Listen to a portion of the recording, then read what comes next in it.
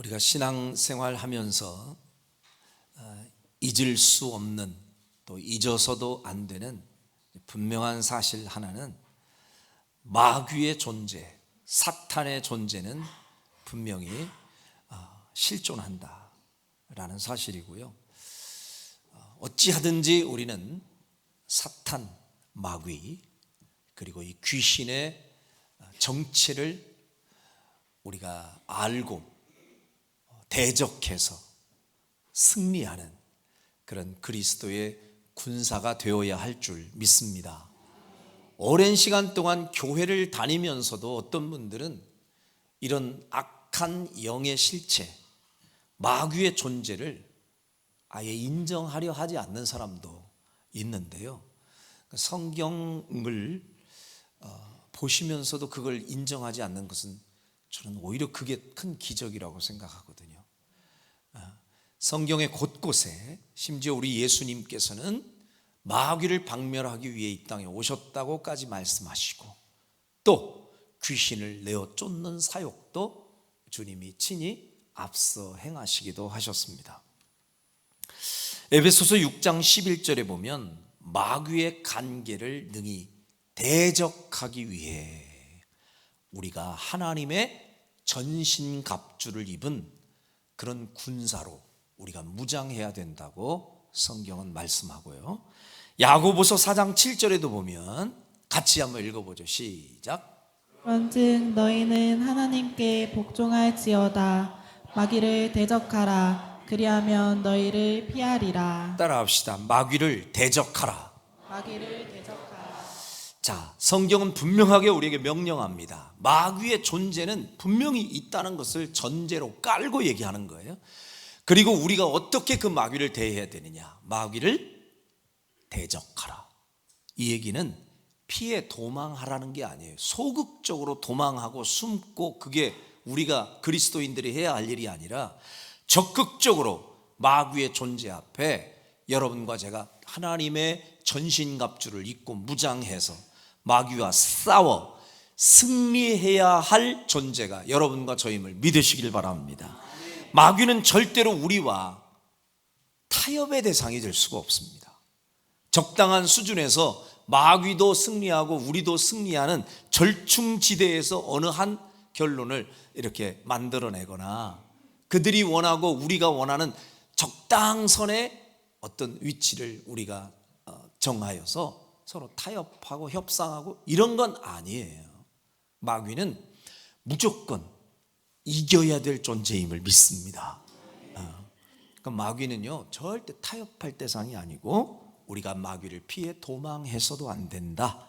이게 성경이 우리에게 가르쳐 주시는 말씀이고, 또 하나, 그런 마귀를 우리가 대항해서 반드시 이기려면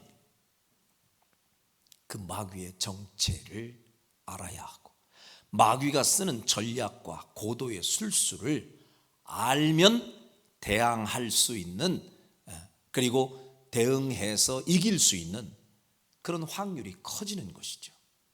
근데 마귀의 정체가 어떤지도 모르고 마귀가 어떤 전략을 쓰면서 우리에게 접근하는지도 모르고 그러면 속수무책으로 당하는 수밖에 없습니다.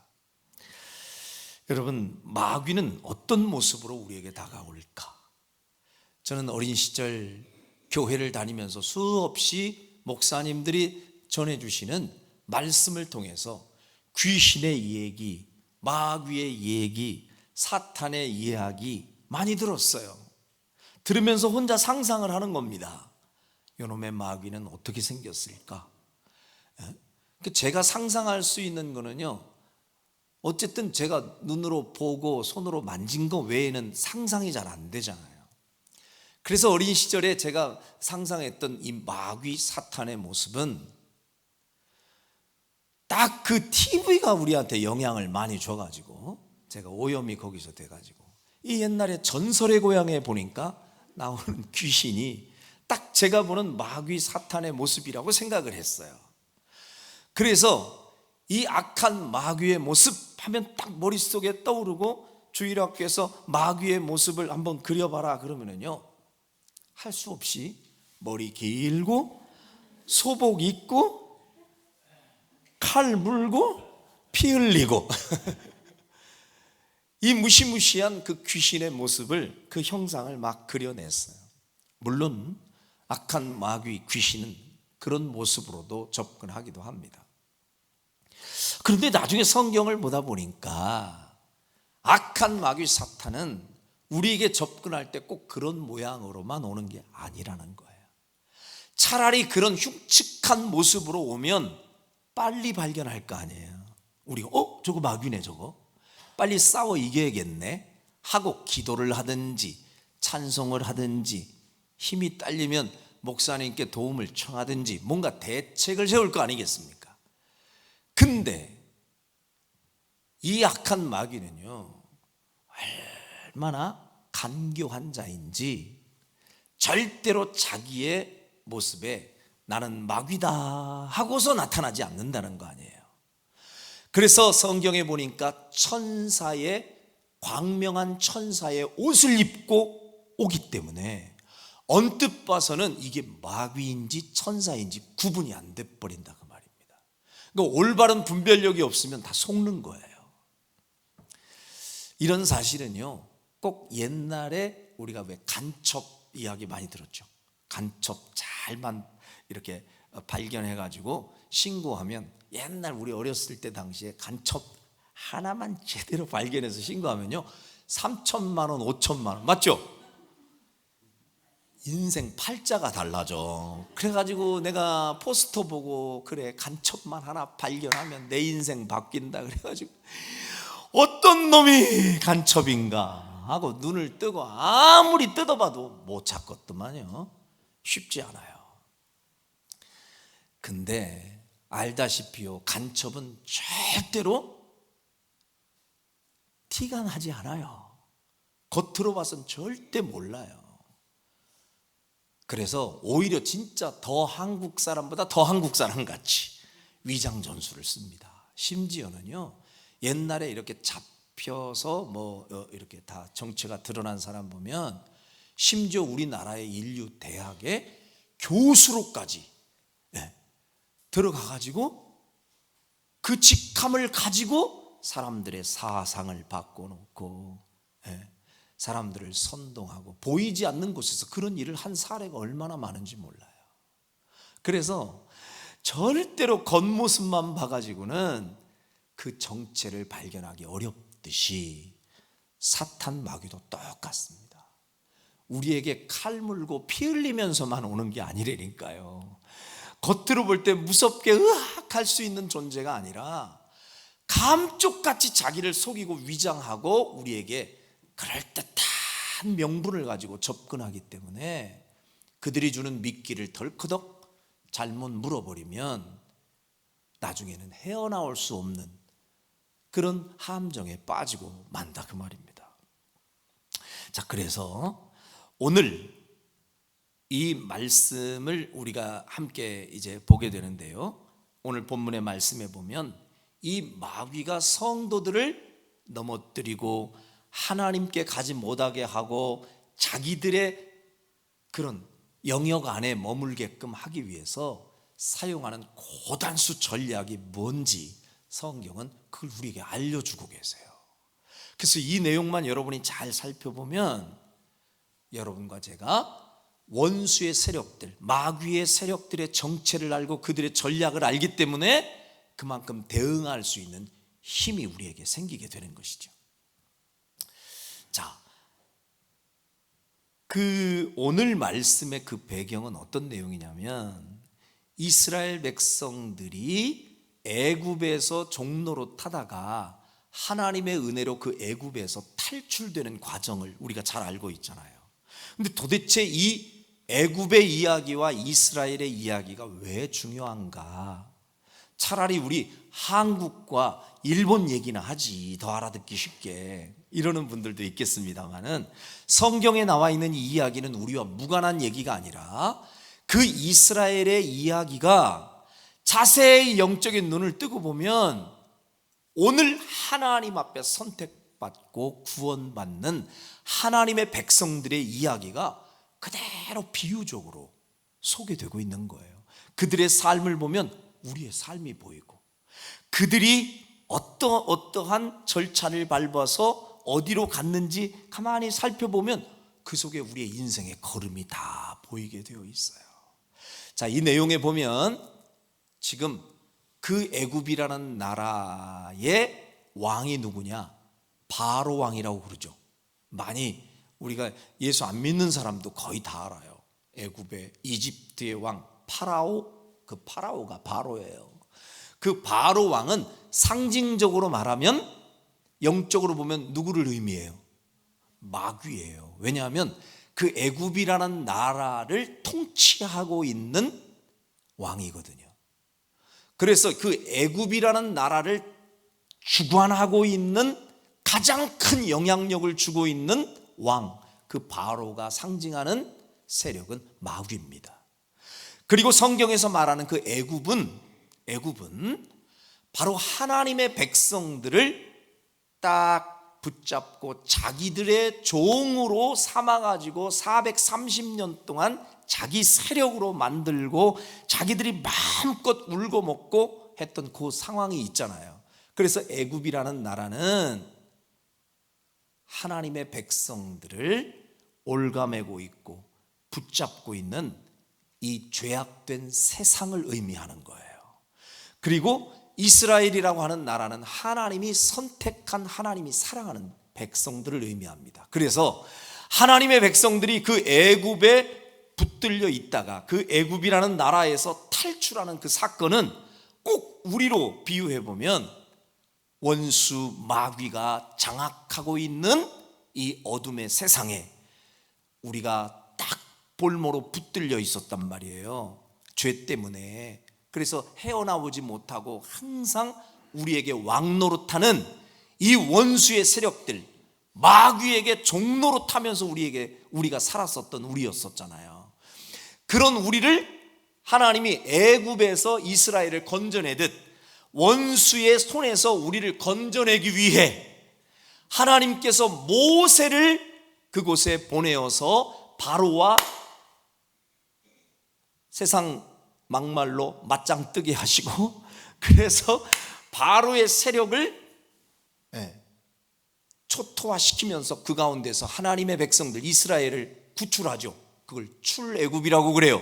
애굽에서 탈출시키는 사건을 구원받게 하는, 탈출시키는 그 은혜의 사건이잖아요. 그게 우리로 보면 원수의 나라, 마귀의 나라, 사망의 종노릇하던 우리들을 그 나라에서 예수 그리스도를 주님이 보내주셔서 우리로 하여금 그 원수의 손에서 벗어나게끔, 탈출하게끔 한 구원의 사건이 바로 예수 그리스도께서 우리를 구원한 사건인 줄로 믿습니다.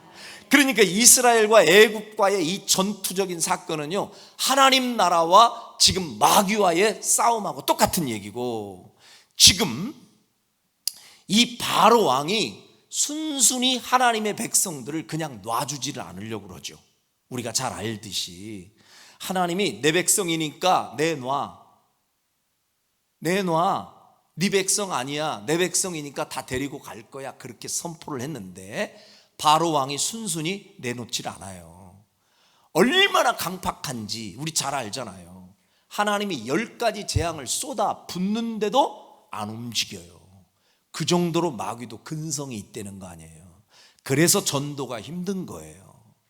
언뜻 보면 우리 등산 한번 갈까? 우리 밥 한 끼 먹을까? 우리 영화 보러 같이 갈까? 그럼 다 따라와요. 근데 우리 교회 갈까? 그럼 안 가, 이렇게 나오죠. 왜 이상하게 교회만 가자면 그렇게 알레르기 반응을 일으키는 사람이 많는가? 뒤에서 사탄이 절대로 호락호락 놔주질 않기 때문에 그래요. 왜냐하면 400년 이상 동안 자기 종으로 삼고 마음껏 부려먹었는데 이것들이 내 품에서 싹 떠나간다? 마귀가 너무 억울한 거예요. 그러니까 무슨 수를 써서라도 이 하나님의 백성들을 안 놔주려고 그렇게 애쓰는 모습이 보이는 이 바로 앞에 지금 모세가 서서 하나님을 대신하여 지금 바로 왕과 함께 결투를 벌이고 있는 겁니다. 자, 이 바로 왕이 얼마나 마음이 강팍한지 끝까지 이 발목을 붙잡고 안 놔주니까 하나님이 막 재앙을 쏟아 붓기 시작하는데 우리가 잘 알듯이 뭐 개구리 재앙, 또 뭐 이재앙, 뭐 피재앙, 그죠? 파리재앙, 막 별거 다 쏟아지죠. 막 악종 이렇게 종기가 나고 막 이런 현상들이 일어나요. 막 이도 생겨가지고 막 긋게 만들고. 그래도 안 움직였던 사람이 이 바로 왕이에요.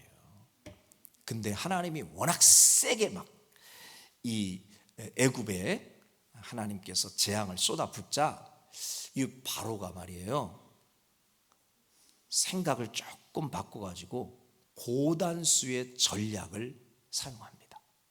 자, 그 전략의 내용을 가만히 보니까 첫 번째 전략 한번 보십시다. 8장 25절 보세요. 8장 25절. 자, 시작. 바로가 모세와 아론을 불러 이르되 너희는 가서 이 땅에서 너희 하나님께 제사를 드리라. 자, 언뜻 보면요, 바로 왕이 언제 마음이 변해서 이게 우리 편 됐나 생각할 만큼 하나님 편에서 얘기하는 것 같아요. 제일 뒤에 절에 보면 너희 하나님께 제사를 드리라. 이게 좋은 얘기예요, 나쁜 얘기예요? 좋다마다요. 아니, 너희 하나님께 예배해라, 이 소리가 왜 나빠요? 그러니까 바로 왕이 그 얘기를 하는 거예요. 딸이 말하면 마귀가 우리 보고 가서 예배해, 이 소리나 똑같아요. 어머, 뭐 이런 일이 다 있지? 근데 여기서 속지 말라는 거예요. 마귀가 사용하는 전략에는 함정이 있다는 겁니다. 뒤에 구절만 보면 은혜가 되는 것 같은데 함정이 있어요. 뭐가 함정이에요?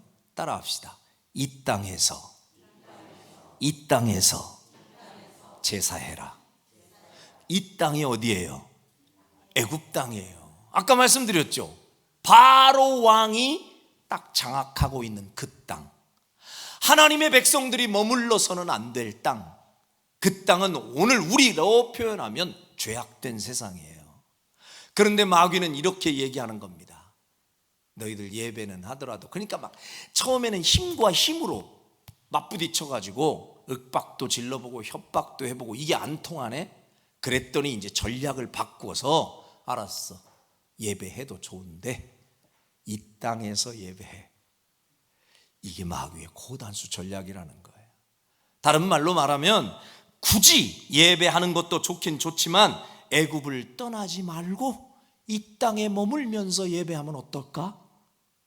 다시 말하면 그래도 이 세상 쾌락이 얼마나 좋은데 이 애굽 땅에 발 한 발 딱 걸쳐놓고 그리고 예배해도 괜찮아?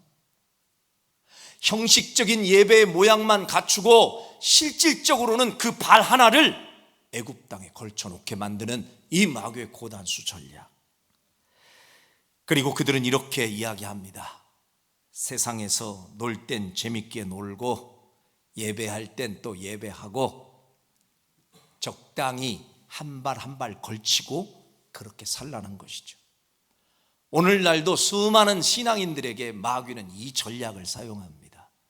알았어, 내가 언제 예배하는 거 방해하는 적 봤어? 예배해. 그래도 이 땅에서 예배해. 이 좋은 세상에 인연 끊지 말고 우리랑 등 돌리지 말고 적당히 나하고도 손 잡고 가끔씩은 나랑도 놀아줘. 그러면서 하나님께 예배도 하고.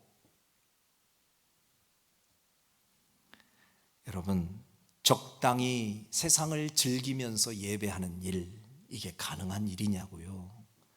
하나님은 우리를 향하여 너희가 전심으로 나를 섬기고 두 마음으로 두 주인을 섬길 수 없지 않느냐, 한 마음으로 두 주인을 섬길 수 없지 않느냐. 오직 전심, 그 소리는요 갈라지지 않은 마음을 얘기해요. 하나님께 전심으로 예배하는 자를 하나님이 기뻐하시고 찾으시는 줄로 믿습니다. 근데 마귀는 두 마음을 품으라는 거예요. 하나님도 섬겨도 좋으니 발 한쪽은 아직 애굽에서 발 빼지 말라는 거예요. 오늘도 여러분에게 세상에서 발 빼지 말라고. 그래도 세상이 얼마나 좋은데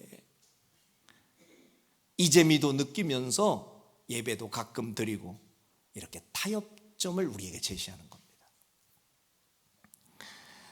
어떤 장로님이요, 인터넷 바둑 게임에 아주 푹 빠졌었다고 그래요. 요즘 그 재밌게 잘하잖아요. 우리 김석수 장로님도 이 컴퓨터 원래 잘 못 하시는데 혼자 이제 무료하시고 그럴까봐 이제 장기 하는 거 있어요. 인터넷 장기.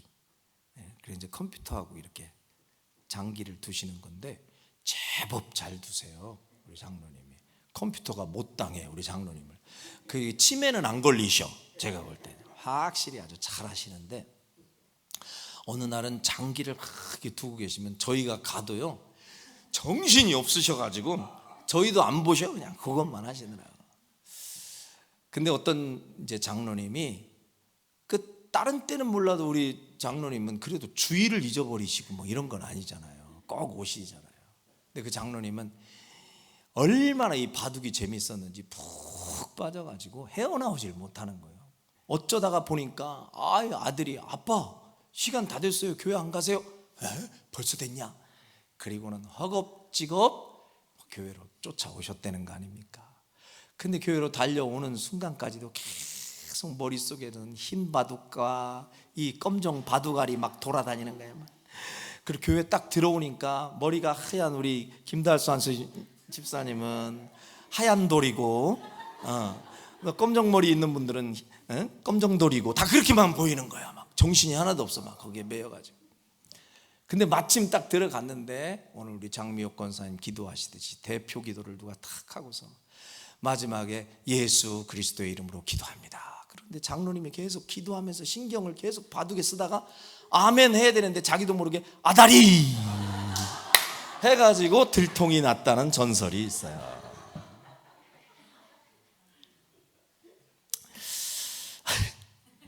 이게 빨리 이제 끊어버릴 건 다 끊고 진짜 예배에 집중하려면 예배에만 온전히 집중해야 되는데, 사탄은 우리의 마음 가운데에도 그렇게 온전히 집중하지 못하게끔 자꾸 우리의 발 한쪽을 세상의 그 재미에 발을 디뎌 놓게, 거기서 못 빠져나가게 붙들고 있다는 겁니다.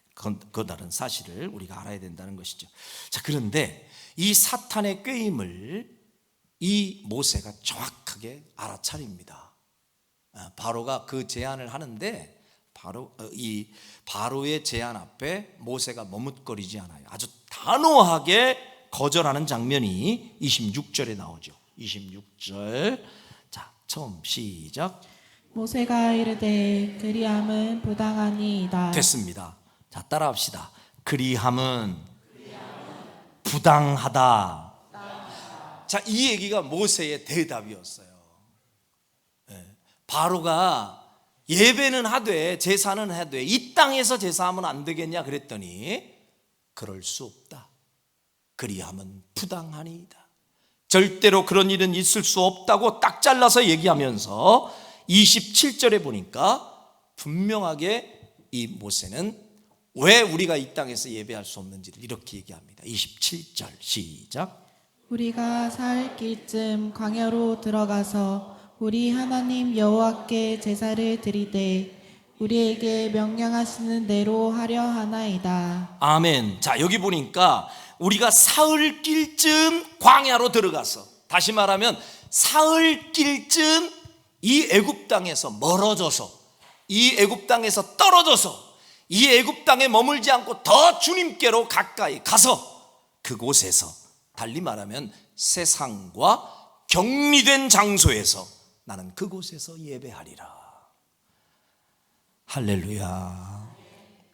세상과 격리된 장소에서, 당신의 영역에 영향받지 않는 그 장소에서, 그리고 제일 마지막에 보면 뭐래요? 우리에게 명령하신 대로 하려 하나이다. 누가 명령하신 대로? 하나님이 명령하신 대로 우리는 예배하리라. 하나님이 원하시는 방식으로 나는 예배하겠다. 분명하게 이렇게 바로에게 그 입장을 표현하고 거절을 합니다. 사랑하는 여러분, 할 수만 있으면 우리가 죄악의 장소에서 멀리 떨어지는 것이 마귀의 전략을 무산시키는 최상책인 줄로 믿습니다. 할 수만 있으면 죄악의 장소에서 떨어지는 곳이 하나님이 주시는 축복의 장소와 가까워지는 거예요. 자, 잘 보세요. 지금 이 지형적으로 보면 애굽이 있어요. 하나님이 이 애굽에서 이스라엘 백성들을 탈출시키세요. 어디로 이끌어 가시려고? 어디로 이끌어 가시려고? 가나안. 하나님이 주신 약속의 땅이 여기에 존재해요. 그럼 애굽과 이 가나안이 이렇게 존재하면 가운데는 광야예요. 그런데 이스라엘 백성들이 이 애굽에서 떨어져 나와서 멀어지면 멀어질수록 어디와 가까워져요? 그렇죠. 하나님의 축복의 장소인 가나안과 아주 가까워지는 거예요. 그러니까 여러분과 제가 하나님의 축복을 경험할 수 있는 은혜의 장소에 머물기를 원한다면 이 원수 마귀가 영향을 주는 죄악의 장소에서 멀어지면 멀어질수록 하나님의 축복이 여러분과 가까워짐을 믿으시기를 바랍니다. 두 번째로 이 악한 바로가, 달리 말하면 마귀가 두 번째 사용하는 전략은 뭘까요? 모세에게 딱 접근했더니 이것이 안 물어. 미끼를 딱 던졌더니 거절을 해버리네. 근데 마귀가 아주 집요한 근성이 있다니까요.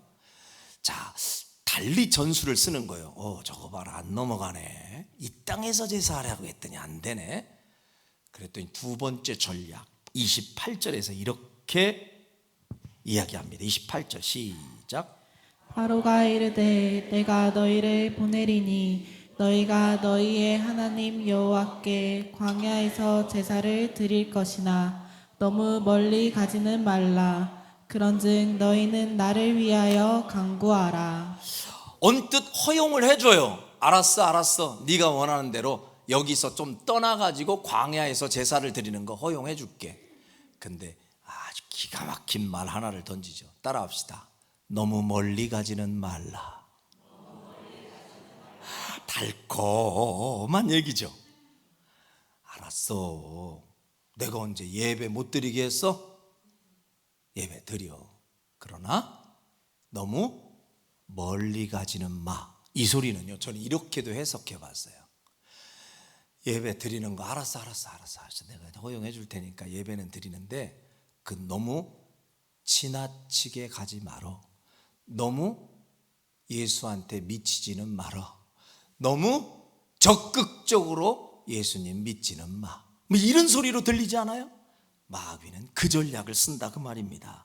다시 말하면 이 말은 우리로 적용하면 알았어, 예수를 믿는 거 좋아.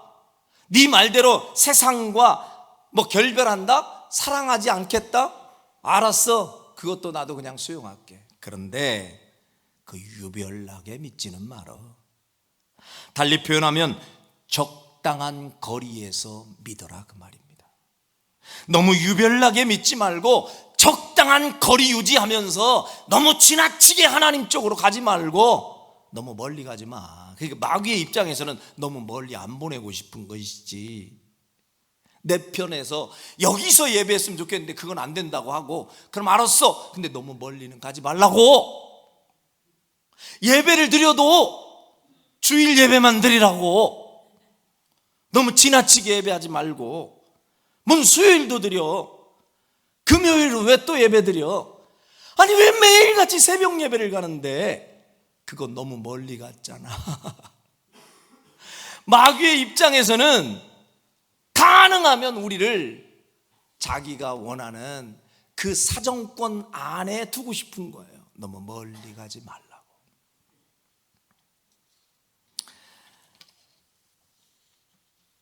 여러분, 애굽을 멀리 떠날수록 하나님이 약속하신 축복의 땅에 가까이 온다는 사실을 마귀도 알기 때문에 이왕이면 자기가 어떻게 이제 자기 힘으로 붙잡을 수가 없으니까 적정선에서 타협을 하자는 거죠. 이 정도면 돼.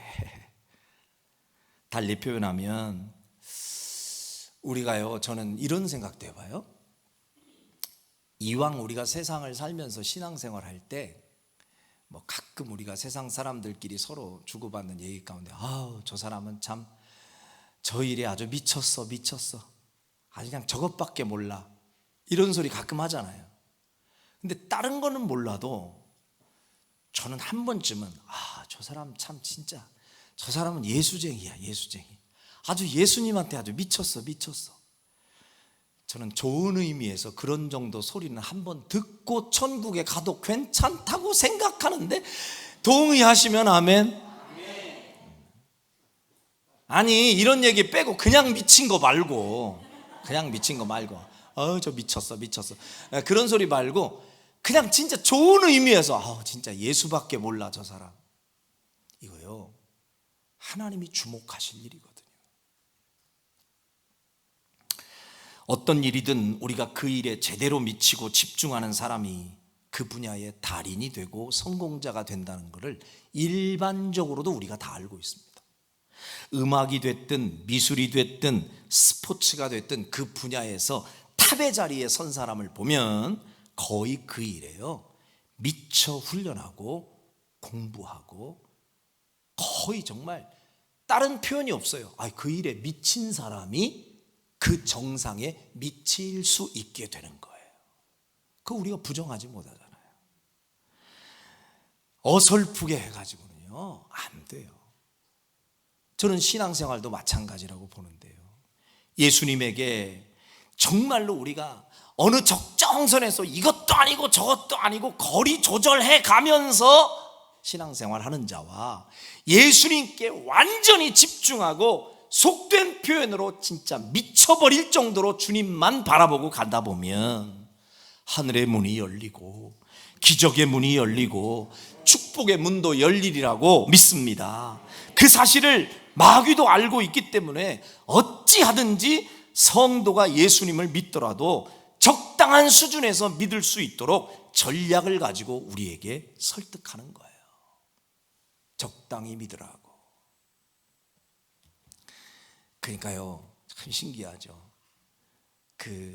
옛날에도 보면 어떤 아내가 예수님을 믿는데 남편이요 얼마나 다른 데는 다 허락을 하는데 교회만 갔다고 하면 난리를 내고 막 집안을 다 뒤집어 버리고 겁을 주는 거예요. 막 집어 던지고 폭력을 쓰고. 어떤 사람은 거기에서 지면 무서워서 못 가요 교회를. 근데 끝까지 의지를 가지고 기도하면서 그 과정을 견뎌내고 이겨내잖아요. 그러면요 이렇게 얘기해요. 알았어, 내가 두 손 들었다 너한테 아주 그냥. 교회 가. 진짜로? 진짜지? 알았어 가. 근데 똑바로 들어. 너무 가지는 마라. 그죠? 그 소리 많이 하죠. 너무 가지는 마라. 너 미쳤냐 거기? 너 목사가 좋지 너 지금. 너 왜 매일같이 너 목사 보러 가냐? 막 이렇게 이제 얘기를 하는 거예요. 그러니까 내가 언제 반대했어? 교회 가긴 가는데 너무 미치지는 말라고. 그러면 이제 또 거기서 헷갈리는 거예요. 그러네, 내가 옛날에 맞던 시절 생각하면 이 남편이 이 정도만 허용해주면 괜찮은 것 같거든. 그래서 적당히 타협한 선에서 내가 예배를 드릴 수 있는데도 안 드리는 거예요. 그러니까 항상 그 자리에 머무는 거지. 세 번째 전략이에요. 이 마귀가요 두 번째까지 얘기를 해도 너무 갈지 말라고 얘기해도 흔들리지가 않잖아요.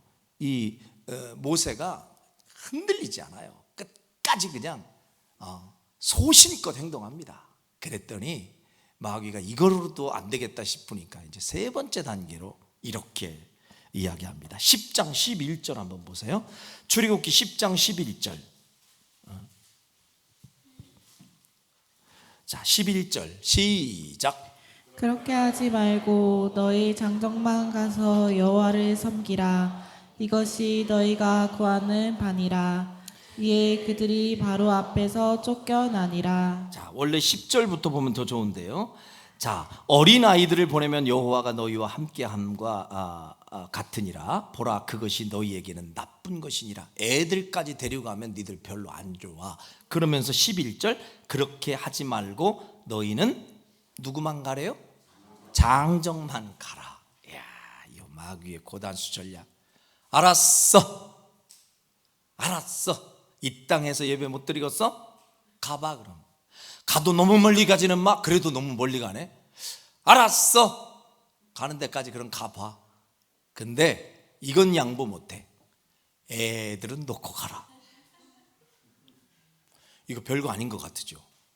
근데 이 마귀의 고단수 전략은요, 다음 세대를 무너뜨려 버리는 거예요. 한국교회에 1세대 너희들만 믿어, 너희들만 좋으면 돼, 성령 충만, 믿음 충만, 마음껏 노래 불러, 괜찮아. 근데 다음 세대, 지금의 청년들, 청소년들, 그때 애들 크면 다 교회 문 닫게 만들어 버리는 거. 이게 마귀의 고단수 전략. 멀리 보는 거죠. 멀리 보는 술책. 여러분, 이게 얼마나 무서운 일입니까? 열심히 믿어도 좋다. 그러나 너 혼자만 열심히 믿으면 됐지. 왜 굳이 네 자녀들까지 데려가려고 그래? 왜 굳이 네 사랑하는 가족들까지 다 데려가려고 그래? 너만 잘 믿어. 신앙은 자유래잖아.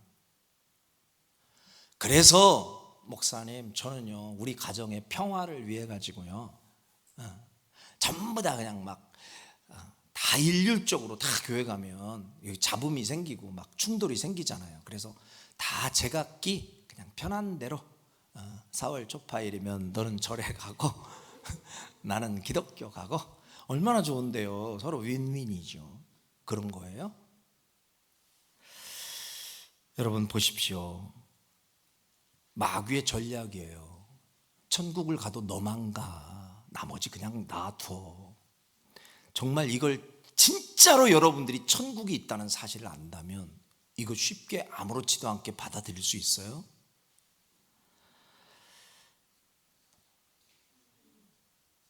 어떤 사람은 남편 구원을 위해서 기도하자고 했더니 열심히 신앙생활 하는 분이 그래요. 아우, 목사님 냅두세요. 아우, 나 그 인간이요, 맨날 하는 짓거리가 바람피지 속썩이지. 그런 인간은요, 지옥불에 가가지고 따끔한 맛을 봐야 돼요. 내가 아주 그냥, 나는 그 사람 천국 가라고 기도 못 하겠어요. 그러면서 전도를 안 하더라니까. 그래서 우리가 막 얘기를 하고 설득하고 그래도 그런 거 아니라고 그래도 진짜 전도하고 싶은 마음이 1도 없대요. 꼴보기 싫어가지고. 혹시 이 가운데 그런 사람 있나? 그러면 안 돼요. 내 심정은 이해가 돼. 얼마나 힘들면 그러겠어. 이 땅에서 보복할 방법은 없고, 죽고 난 다음에 지옥 가가지고 따끔한 맛을 좀 봤으면 좋겠고, 내가 저 인간, 이런 심정은 내가 이해를 해. 심정은. 그러나 주님은 절대 기뻐하는 마음이 아니에요. 인정하시면 아멘. 여러분, 아이들을 놓고 정말 여러분 어느 정도 기도하세요. 교회 아직 나오지 않는 아이들. 어떤 분들은요, 이렇게 생각이 들어요. 공부도 다 때가 있잖아. 그럼 뭐 얘가 앞으로 세월이 얼마나 많이 남았는데 뭐 좋은 대학 가고 직장 간 후에 나중에 예수 믿어도 그때 충분하지. 그러나 공부는 한때잖아. 그러니까 공부하는데 방해하면서까지 교회 가는 건 아닌 것 같아. 그럴듯하지 않아요? 이게 마귀가 주는 전략이잖아요. 그러니까 방해하지 말어. 애들은 놔두고 너나 가서 열심히 해. 에? 정말 여러분, 한번 제가 대놓고 물어보겠습니다. 여러분 생명보다 소중한 여러분의 자식이 진짜 여러분의 믿음을 다 떠나서 확률적으로 천국이 진짜 있다 없다 50% 반반씩이라고 믿어보자고요. 근데 나중에 갔어. 진짜 긴가민가 했는데 있네? 믿음과 상관없이 진짜 천국이 있네? 근데 딱 여러분만 갔어. 내 사랑하는 새끼들은 못 왔어. 지옥 가. 괜찮아요? 정말 괜찮을 수 있냐고요. 그게 믿음이에요? 저는 용납이 안 돼요. 제가 이렇게도 얘기해 볼게요. 수능고사일이 딱 되면 우리나라에는요, 아주 진풍경이 벌어집니다. 각 학교 앞에서요, 애들 들어가는 시간부터 시험 보고 나오는 순간까지 엄마들 못 와 집에. 다 그 얼마나 추운 때예요. 발발발발발 떨면서도 그 교문 앞에서 비나이다 손금이 없어질 정도로. 또 무슨 엿 같은 거 있잖아요. 엿 갖다가 붙여버리고 막 찰떡 붙이고. 왜 그러나 그랬더니 애들이 이게 시험에 붙으라고 또 엿을 갖다 붙인 다음에 어디서 온 미신인지 모르지만 그 엿 갖다 붙여놓고 주여 기도까지 또 하는 인간도 있고. 거기서 아니 기도하는 게 나쁜 게 아니잖아요. 근데 왜 미신적인 거랑 같이 섞여가지고 그렇게 그냥 진짜 뭐. 그날은 또 뭐 시험 보는 날은 미역국을 먹으면 안 된대. 그래서 왜 그러냐 그랬더니 미끄러진다나? 아니 뭐 그런 게 어디 있어요 글쎄. 진짜 별게 다 있어요. 근데요 제가 보면 그 부모님들이 밖에서 발발발발 떨면서 8시간 9시간을 한시도 딴 놈 팔지 않고 거기서 자녀를 위해 지극정성을 다해서 하여튼 기도하는 사람도 있고 뭐 미신적으로 비는 사람도 있고 다 좋아요. 저는 그 어머니의 마음을, 부모님의 마음을 무시하지 않아요. 그런데 왜 그런 바람을 가지고 거기 서서 그렇게 애절하게 뭔가를 구할까요? 내 자식 좋은 대학 들어가라고, 내 자식 좋은 직장 들어가길 원하는 마음이 있어서 그런 거잖아요. 그러면 내 자녀가 그 좋은 천국에, 그 좋은 하나님의 품에 들어가길 원하는 마음이 내 자식 직장 좋은 데 들어가길 원하는 마음보다 적어서야 되겠냐고요. 그게 말이 되는 얘기예요.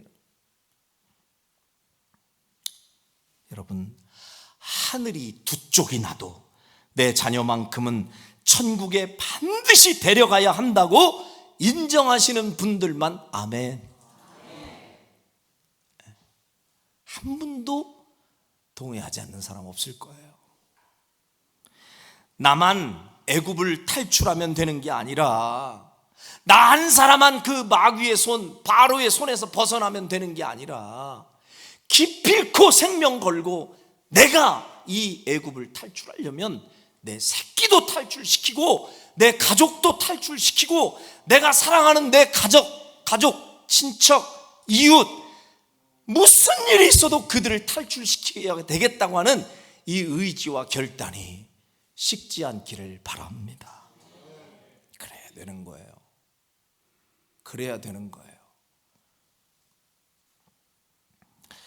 마지막 이 부분에서도 모세가 물러서지 않자 나중에 마귀는요 마지막 전략을, 이런 전략도 씁니다. 10장 24절 보세요. 10장 24절 시작.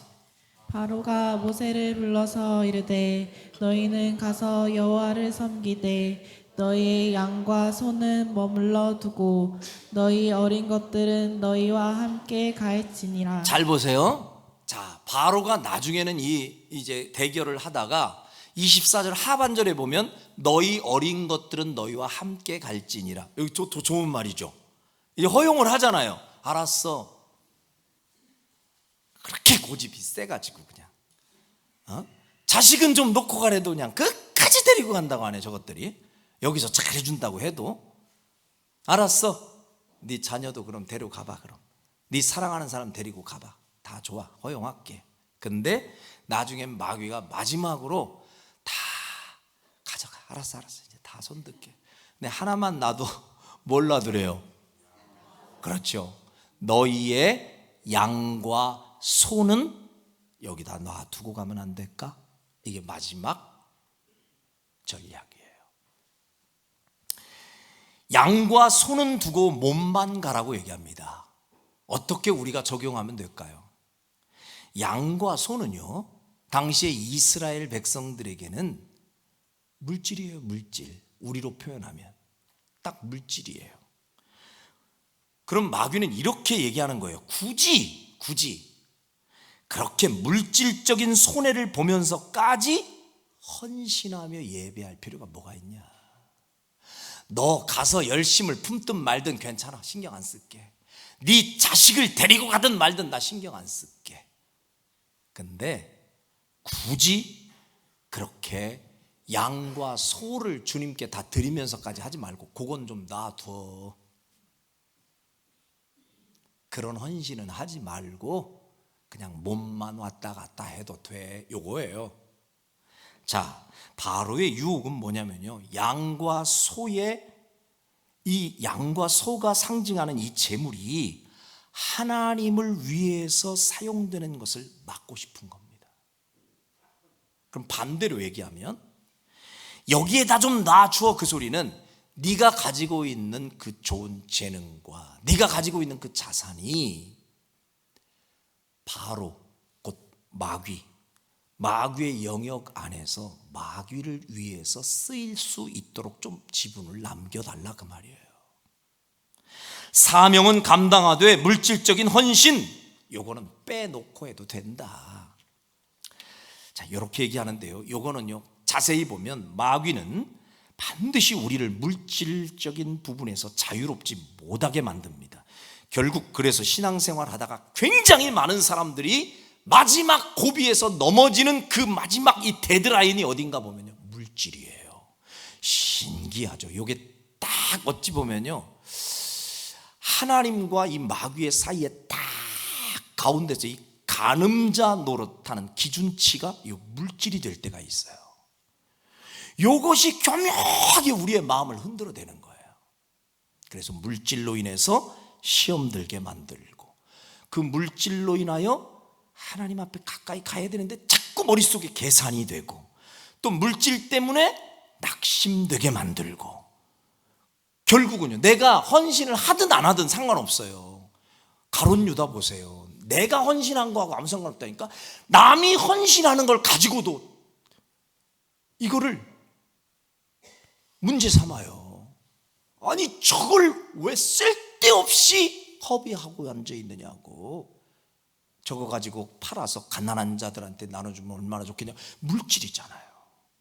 그리고 결국은 물질로 인해요 은 30냥 예수님 팔아먹잖아요. 심지어는 이 물질 때문에 신앙생활 포기하는 사람 많이 봤어요.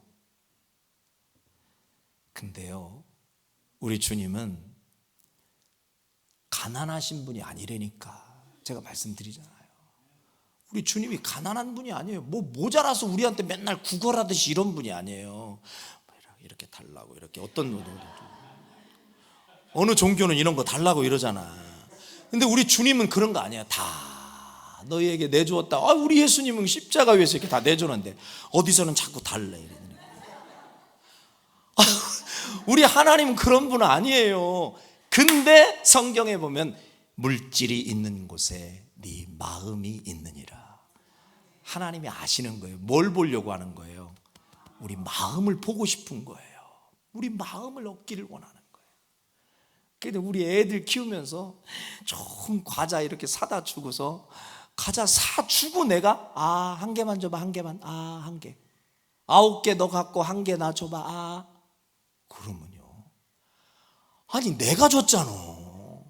그러면 한 개만이 아니라 아빠 원하면 다 드릴게요 해야 내가 또 사줄 거 아니에요. 이놈이요, 언제 그랬나는 이런 내 거야 하고 저쪽으로 도망가잖아요. 좀 자식 저기 다시는 안 사주고 싶다니까. 요한아 그랬지. 아니 옛날에 고속도로에서 풍선껌, 요한아 너 사주고 싶은 거 아빠가 다 사줄게. 뭐 먹고 싶어 그랬더니 풍선껌이요 이러더라고. 5살 때. 제우 풍선껌이냐? 좋은 거 다 말해 그랬더니 풍선껌이요 그러더라고. 그러니까 풍선껌 딱 사줬단 말이에요. 하나 달래니까 안 준 애가 쟤예요. 진짜 너 그러면 안 돼 그랬는데, 그냥 하나님은 마음 보고 싶어서 그러신 거예요. 마귀도 이 사실을 알기 때문에 이 물질을 볼모로 해서 우리의 마음을 빼앗으려고 하는 겁니다.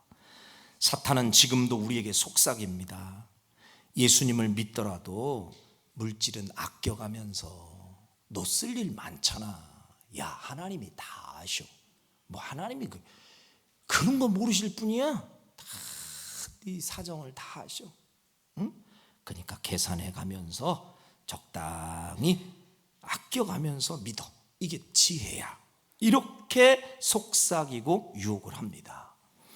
그러나 여러분, 저는요 생각할 때 이 마지막 단계의 물질의 유혹을 이겨내는 정도의 수준까지 올라가면 마귀도 우리의 믿음을 더 이상 테스트할 수 없다, 이거는 공격할 수 없다고 생각하고 두 손 드는 지점이 저는 이 단계라고 생각해요.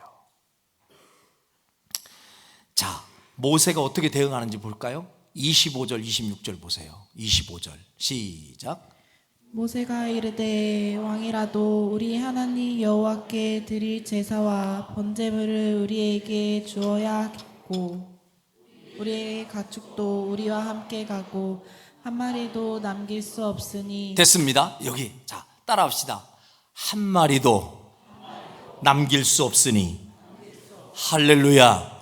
나는 이 소신과 원칙이 여러분과 저의 믿음이 되길 바랍니다.